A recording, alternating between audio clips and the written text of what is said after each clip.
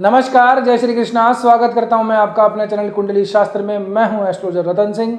मिथुन राशि हो, मिथुन लग्न हो, आप लोगों को सफ़र की तैयारी शुरू कर देनी चाहिए। सफ़र बहुत लंबे नहीं, बड़ी यात्रा नहीं, छोटे छोटे। जी हाँ, कुछ परिवर्तन ऐसे हो रहे हैं जो इस और ही इशारा कर रहे हैं, तो आप लोगों को थोड़ा सा इसके प्रति सज्ज रहना चाहिए। इस सप्ताह की बड़ी अपडेट के बारे में बात कर लेते हैं। सूर्य सबसे पहले 17 अगस्त को अपने ही घर आएंगे, जो कि आपके तीसरे भाव में पड़ता है। राजाधिराज अपने घर आ रहे हैं। आपके लिए ये स्थान मेहनत, पराक्रम, छोटे भाई और छोटी छोटी यात्राओं का है। साथ ही के अंदर कुछ दिन बदलेंगे। आपके लग्नेश, आपके राशि भी इनसे जा मिलेंगे। यहाँ पे बुध का भी प्रवास हो जाएगा तीसरे भाव में। यहाँ पे ऑलरेडी अगर आप देखेंगे तो केतु का स्थान निश्चित किया हुआ है गोचरों ने। क्या प्रभाव पड़ेगा इसके बारे में बात करेंगे। इसके बाद में 18 अगस्त को जो गुरु आप लोगों के लिए द्वितीय भाव में, ये आश्लेषा नक्षत्र में जाएंगे। ये आश्लेषा नक्षत्र भी बुध का ही नक्षत्र है, जो आपके लग्नेश, आपके राशि बनते हैं। इसके बाद 20 अगस्त शनि रेवती नक्षत्र के प्रथम चरण में प्रवेश करेंगे। 20 अगस्त को ये रेवती नक्षत्र भी बुध का ही नक्षत्र है, जो कि फिर से आपके लग्नेश, आपकी राशि बनते हैं। नवमांश चक्र के अंदर ये सप्तम भाव में जाएंगे। समय आता है 22 अगस्त का, आपके लग्नेश, आपकी राशि तीसरे भाव में चले जाएंगे। कुल मिला के सिर्फ आपकी राशि, आपका लग्न नहीं, बहुत सारे राशि वाले, लग्न वाले बुध से प्रभावित होने जा रहे हैं, चाहे नक्षत्र से हो, चाहे भाव से हो, चाहे राशि से हो। ठीक है, अब इसका क्या इम्पैक्ट पड़ेगा फटाफट से एक बार देख लेते हैं। सबसे पहले सूर्य की बात करते हैं। सूर्य तीसरे भाव में जाएंगे। मेहनत आपको करनी है, बिल्कुल करनी है, कोई इसमें नानुकुर नहीं है।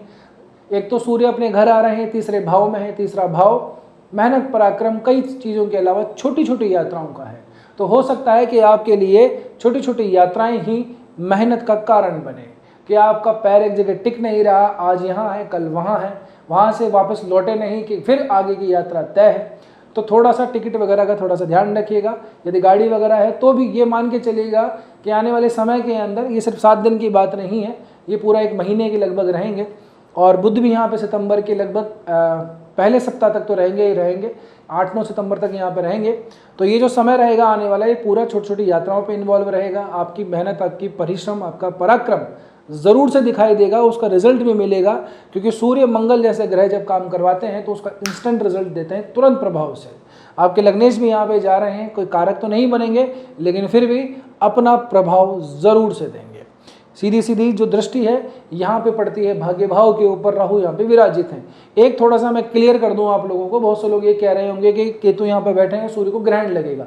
सूर्य को कोई ग्रहण नहीं लगने वाला। सूर्य को ग्रहण राहु से ही लगता है सामान्य रूप से, ठीक है ना। और राहु से ही बाकी ग्रहों को भी ग्रहण लगता है। तो सूर्य का केतु के ऊपर ग्रहण का जैसा कोई प्रभाव नहीं पड़ेगा। आपके लिए अच्छी बात यह है, क्योंकि केतु जो है चीज़ों को बिल्कुल ही एकदम नीचे धरातल स्तर पर ले जाता है। काम करने का मन नहीं करता होगा। यहाँ पे चीज़ें बहुत ज़्यादा ऐसा है कि अनसर्टनिटी से चली हुई है, करे तो करे, नहीं तो नहीं करे तो नहीं करे। 7 दिन का काम 2 दिन में कर लिया, 15 दिन का काम पेंडिंग चल रहा है। ये ऐसी स्थितियाँ रहती हैं केतु के टाइम पे। ये स्थितियाँ खत्म होंगी। तो आप लोगों के लिए जो सबसे ज़्यादा ज़रूरी था वही समय इस समय गोचरों का है। एक तो मंगल आपके ऊपर से निकल रहे हैं, तो अपने अंदर वैसे भी थोड़े से एनर्जी, ऊर्जा महसूस कर रहे होंगे। फिर केतु का प्रभाव कम करने के लिए सूर्य भी आ रहे हैं, आपके लग्नेश भी आ रहे हैं। दोनों ही फुर्ती के, चंचलाट के ग्रह हैं। तो आप लोगों के लिए अच्छा ही है। भाग्य में वृद्धि होगी, ये मिल जाएगा, पैसा मिलेगा, करोड़पति होंगे, फला होंगे, ढीकना होंगे, ऐसा मैं नहीं कह रहा हूँ। लेकिन आप लोगों के काम अब जो है बनना शुरू होंगे, ये तय है। और वो काम बनाने के लिए कोई तीसरा व्यक्ति नहीं आ रहा, आपको खुद को ही करना है। तो जो खुद के अंदर स्टक जो आप फील कर रहे हैं कि यार बहुत सारी चीज़ें एकदम से रुक पड़ी हैं, वो चालू होने वाली हैं। और इसके बाद में भी आगे की स्थितियाँ आप लोगों के हित में ही होने वाली हैं, क्योंकि आपके लग्नेश आगे जाएंगे, फिर वो उच्च चुके होंगे, शुक्र भी आगे ट्रांसफर करेगा। तो मज़ा आने वाला है आने वाले समय में। तो बस अपनी कमर जो है ना उसको कस लीजिए, टाइट कर लीजिए बेल्ट को, और बस लग जाइए, चीज़ें सेट हो जाएंगी। आगे बात करते हैं करियर की पॉइंट ऑफ व्यू से। शनि बैठा हुआ है नवमांश चक्र में, सप्तम भाव में जाएगा। यहाँ भी इसको दिग्बल प्राप्त होता है। ये अग्नि तत्व की राशि, गुरु की राशि है, जो धन भाव में बैठा है। कुल मिला के बात यह है कि शनि के इस प्रवास की वजह से, रेवती नक्षत्र के प्रथम चरण में जाने की वजह से आप लोगों को यहाँ पे भी काफ़ी कुछ सहूलियत मिलेगी। भाग्येश बनता है शनि आप लोगों का, ठीक है ना। यहाँ पे सप्तम भाव में आने से नवमांश चक्र की बात है। यहाँ पे आप लोगों के लिए कुछ तो अपॉर्चुनिटी खुलेगी खुलेगी। खास करके जो खुद का काम कर रहे हैं, सेल्फ एम्प्लॉयड हैं, चाहे वो छोटा व्यापार करते हो चाहे बड़ा व्यापार करते हो, उनके लिए थोड़ी स्थिति ठीक है, ठहराव आएगा, स्थायित्व आएगा। ठीक है। एक इंपॉर्टेंट बात और बता देता हूँ, सप्ताह का जो शुरुआत है, शुरू के जो 3-4 दिन है सप्ताह के, बुधवार गुरुवार तक के, यहाँ पे मंगल आप लोगों को नवमांश चक्र में यहाँ पे मिलेंगे अष्टम भाव के अंदर, जो कि इनकी उच्च की राशि है। दूसरा, सूर्य नवमांश चक्र के अंदर बुधवार तक आप लोगों को मेष राशि में मिलेंगे, वो इनकी भी उच्च की राशि है, यानी कि मंगल और सूर्य नवमांश चक्र में उच्च के मिलेंगे आप लोगों को। तो ये स्थिति भी आप लोगों के लिए काफ़ी अच्छी है। यहाँ से पराक्रम भाव के अंदर बैठ के पराक्रमेश जाकर के लाभ भाव में नवमांश में जाएगा, तो अपनी मेहनत से आपको प्रॉफिट ही दिलाएगा। और ना सिर्फ इतना होगा, बल्कि आपको बड़े लोगों से, सीनियरों से या किसी अच्छे पॉलिटिशियन से, अच्छा रसूख रखने वाले व्यक्ति से मुलाकात ज़रूर से करवाएगा। ये बात ध्यान रखिएगा। यदि ऐसा कोई अवसर आता है तो चूकिएगा मत, बिल्कुल नहीं चूकना है। केतु अनसर्टेनिटी देता है, आप गए नहीं, ऐसा कोई काम नहीं था, लेकिन कोई मिल गया, बात हो गई और बात ऐसी हुई कि आपका आगे काम बन गया, या आगे की भूमिका तैयार हो रही है आप लोगों के लिए। तो समय आने वाला ठीक है। 1 महीने सूर्य यहाँ प्रवास करेंगे, बुध का गोचर होता चला जाएगा, शुक्र का भी बदलेगा, तो आपके लिए ये अमूमन ठीक ही रहने वाला है। ठीक है ना। मंगल के यहाँ पे आने से थोड़ी चीज़ें ऐसा है कि अपने अंदर काफ़ी कुछ जो है एनर्जी, और अगर वो काम में नहीं आए तो क्रोध में कन्वर्ट हो जाती है, दिमाग चिड़चिड़ा सा होने लगता है जरा जरा सी बात पे। तो फिजिकल एक्टिविटी को बढ़ा लीजिए, अगर आपकी डेस्क जॉब है, अगर आप बैठ के काम करते हैं तो, ठीक है ना। नहीं तो वो आपके अंदर मल्टीपल थॉट्स ही देगी, चिड़चिड़ाहट बनाएगी, जरा जरा सी बात पे गुस्सा आएगा। मंगल की एनर्जी को काम में लेना जरूरी है। ठीक। अब बात कर लेते हैं चंद्रमा से। चंद्रमा शुरुआत के अंदर शुक्र के साथ युति बनाएंगे, सोमवार के दिन चौथे भाव के अंदर शुक्र चंद्रमा की युति ठीक है, अमूमन इतना खराब नहीं है। तो यहाँ से आप लोगों को बस थोड़ा सा ध्यान रखना है, यदि आपकी माताजी को बीपी, शुगर, थायराइड, प्रोस्टेट की थोड़ी सी प्रॉब्लम है तो उनकी हेल्थ का थोड़ा सा ध्यान रखिएगा। बाकी चीज़ें ओके है, बहुत ज़्यादा अच्छा नहीं, बहुत ज़्यादा खराब नहीं। आगे बढ़ते हैं, चंद्रमा पंचम भाव के अंदर आएंगे। रिलेशनशिप वालों के लिए तो स्पेशली ये 2-3 दिन बढ़िया रहने वाले हैं। यहाँ से मंगलवार, बुधवार और लगभग गुरुवार तक का जो दिन है, ये आप लोगों के लिए विशेष थोड़ा सा अच्छा रहेगा। बात बिगड़ रही है तो आगे बनाइए, चीज़ें ठीक होंगी।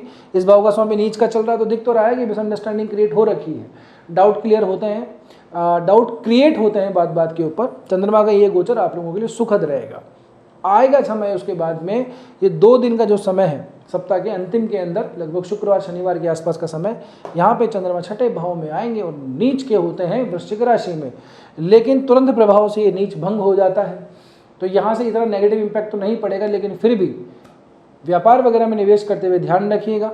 आपका जो ऑफिस प्लेस है, जो वर्किंग प्लेस है आप लोगों का, वहाँ पे छोटी मोटी आप लोगों को डांट डपट भी पड़ सकती है, आपका क्रेडिट कोई लेके जा सकता है। आप काम कर रहे हैं अच्छे के लिए और उसको किसी और ने उस अवसर को भुना लिया और आपको उसका टैग नहीं मिला, उसका तमगा नहीं मिला, उसकी शाबाशी नहीं मिली, ऐसा हो सकता है। निवेश करने से थोड़ा सा संभल के करिएगा, निवेश नहीं करना चाहिए ऐसे समय के ऊपर, जल्दबाजी के अंदर स्पेशली। खास करके जो लोग सौदेबाजी करते हैं, ट्रेडिंग का काम करते हैं स्टॉक मार्केट के अंदर, दिमाग बिल्कुल ही असंतुलन रहता है, कुछ करते करते कुछ और लगा देते हैं और वो नुकसान हो जाता है। तो थोड़ा संयम बरतना ज़रूरी है। इसके बाद में सप्ताह का अंतिम दिन होगा, ये बढ़िया समय है, द्वितीय जाकर के सप्तम में, सप्तमेश जाकर द्वितीय के अंदर, तो धन और व्यापार का संबंध बनता है। अच्छी खबर आप लोगों को प्राप्त होगी।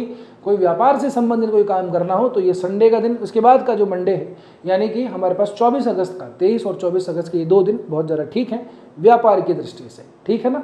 तो ये आप लोगों के लिए सप्ताह का लेखा जोखा है। आने वाली मैंने भूमिका आप लोगों के लिए बना दी है, तो आने वाला समय भी काफ़ी कुछ ठीक रहने वाला है। अब यहाँ तक पहुँचे हो तो उम्मीद कर रहा हूँ कि वीडियो ठीक लगा होगा। वीडियो ठीक लगा है तो आप लोगों ने लाइक भी कर दिया होगा, इतना तो मैं आप लोगों से अपेक्षा रख ही सकता हूँ। 2 मिनट ठहर जाइए, एक बार मेरी विनती सुनते जाइए, मेरी रिक्वेस्ट, मेरा अनुरोध, मेरी प्रार्थना आप लोगों से यही है कि जितना हो सके इस वीडियो को हाइप ज़रूर से दे दीजिएगा, और नए हो तो सब्सक्राइब ज़रूर से कर लीजिएगा। बस आज के वीडियो में इतना ही, मिलते हैं अगले वीडियो में। तब तक के लिए स्वस्थ रहिए, मस्त रहिए, अपना और अपनों का ध्यान रखिए। जय श्री कृष्णा, जय श्री राम, हर हर महादेव, जय गौरी शंकर।